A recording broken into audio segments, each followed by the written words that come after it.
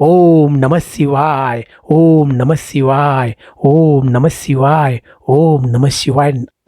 भगवान शिवशंकराची एवढी ताकद मोठी की विधीनं विधान जरी लिहिलं असलं तर ते विधान पुसण्याचं काम भगवान शिवशंकर करू शकतात. आणि भगवान शिवशंकराला एक गडवा पाणी आणि एक बेलाचं पान जर अर्पण केलं ना मनापासून, तर भगवान शिवशंकर प्रसन्न होतात. असा भोळा शिवशंकर आहे आपला. जीवनातली सगळी दुःख दूर होतात भगवान शिवशंकराची भक्ती केल्यानंतर. मृत्यू समयी भगवान शिवशंकराचं जर नुसतं नाव घेतलं शिव, तर त्याला मोक्षाचा दरवाजा खुला असतो. मृत्यू समयी सुद्धा बघा, एवढी ताकद भगवान शिवशंकराची आहे. तर मित्रांनो, आता महाशिवरात्र आहे. 15 तारीखला वार रविवार येतोय आणि ही महाशिवरात्र म्हणजे भगवान शिवशंकराची रात्र. ही महाशिवरात्र शिवलिंगाच्या उत्पत्तीचा दिवस. ही महाशिवरात्र म्हणजे महादेवांचा आणि माता पार्वतीचा विवाह असलेला दिवस.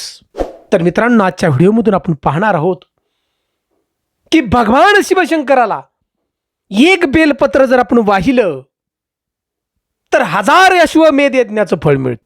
म्हणजे भगवान शिवशंकराला का बरं एवढं बेलाचं पान का आवडतं, आणि याच बेलपत्राची रहस्यमय अशी छोटीशी कथा आज आपण ऐकणार आहोत.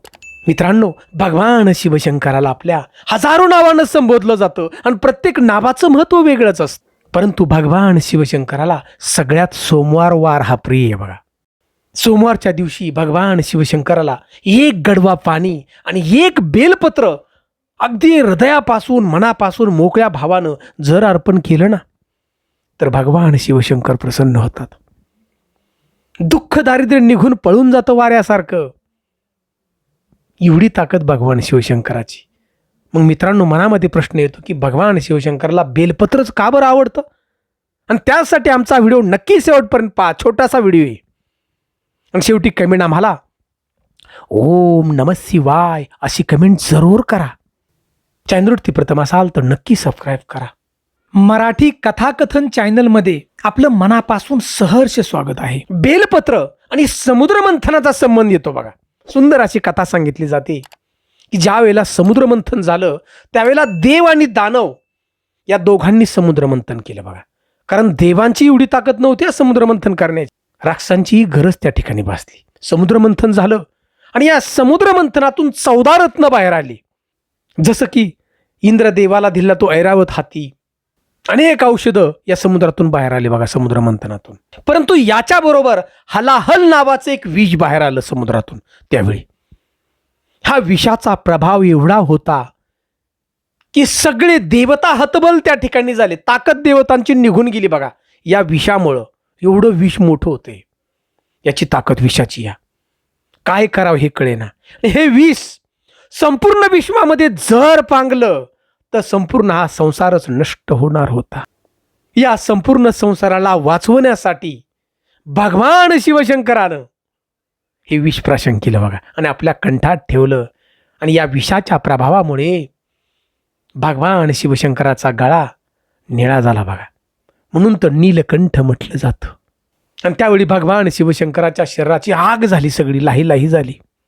शरीराचं तापमान वाढलं आणि त्यावेळेला सगळ्या देवतांनी भगवान शिवशंकराला बेलाची पानं खायला दिली आणि पाणी पिण्यासाठी दिलं. आणि त्या ठिकाणी त्या बेलाच्या पाण्यानं भगवान शिवशंकराच्या शरीराचं तापमान कमी झालं.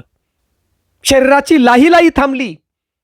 आणि त्यावेळी भगवान शिवशंकर प्रसन्न होऊन म्हणाले की आजपासून जो भक्त मनापासून अगदी एक गडवा पाणी आणि एक बेलपत्र जरी मनापासून मला अर्पण केलं तर मी प्रसन्न होईल त्या भक्ताला. मनापासून सगळ्या गोष्टी या, आणि त्याच्या जीवनातली सगळी दुःख मी संपून टाकेन. आणि तेव्हापासून भगवान शिवशंकराला बघा बेलपत्र अर्पण करू लागले भक्त, साधू, ऋषी, मुनी. ही परंपरा चालत राहिली.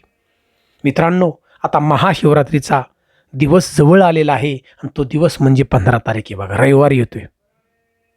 या दिवशी महाशिवरात्र आहे. मित्रांनो, तुम्हाला उपवास जरी सगळे करायला नाही जमले बघा वर्षातले, तर एक दिवस हा महाशिवरात्रीचा उपवास धरा.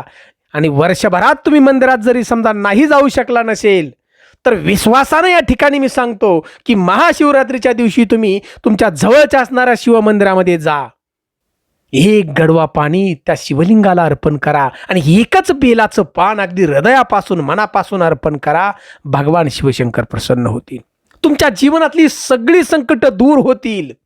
लक्षात घ्या, पितरांचा त्रास सुद्धा कमी होईल आणि तुमच्या सगळ्या इच्छांची पूर्तता होईल. बघा, तो दिवस आहे महाशिवरात्रीचा. या महाशिवरात्रीच्या दिवशी अखंड या विश्वामधली जेवढी शिवलिंग आहेत त्या शिवलिंगाच्या ठिकाणी शिवलहरी असतात, म्हणजे प्रत्यक्षात देवादेव महादेव असतात. मित्रांनो, हा एक मोका आलाय आपल्या बघा जीवनात तुमच्या इच्छांची पूर्तता करण्यासाठी आणि उत्तम प्रकारे जीवन जगण्यासाठी. महादेवांचं नामस्मरण करा. आम्हाला आहे. जय हिंद, जय महाराष्ट्र.